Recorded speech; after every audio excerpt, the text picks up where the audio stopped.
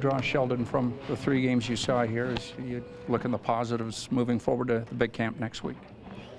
Yeah, you look at the positives of what you learned about the players and a chance to interact with them.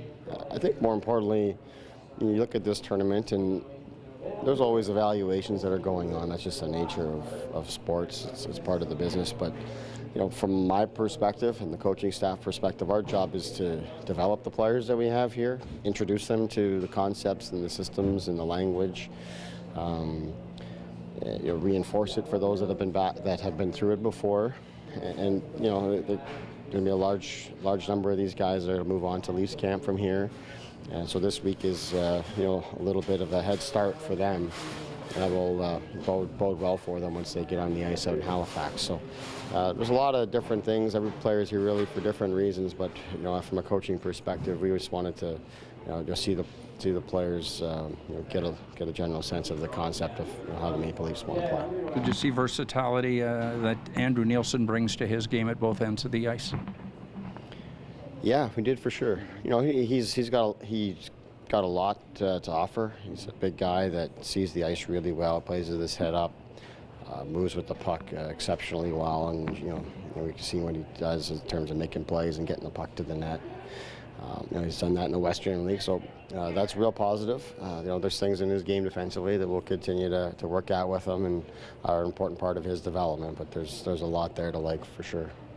Team had to make a comeback tonight after going into a 3-0 hole. What did you like from them in the second half that maybe you didn't see in the first half?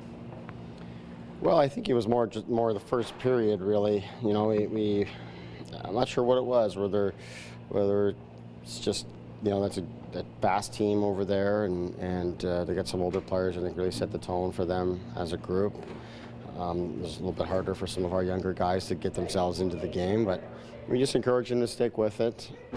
And then we got some bounces in the second period that got us going a little bit. So we had some young legs. We had a lot of players here, so we had no reason really to be tired. Certainly not as tired as the opposition.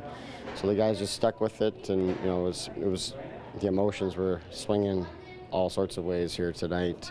Getting down and then getting up, and then it's a tie game, and then you win in overtime. So a lot of crazy things happen at events like this. But happy for the guys to get rewarded. They put in a lot of work. We gave them a lot of information to process, and hopefully it helped them, as I said, get a little bit of a head start as they move on to next week.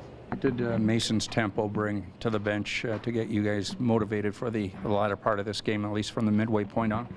Yeah, I thought he played a great game.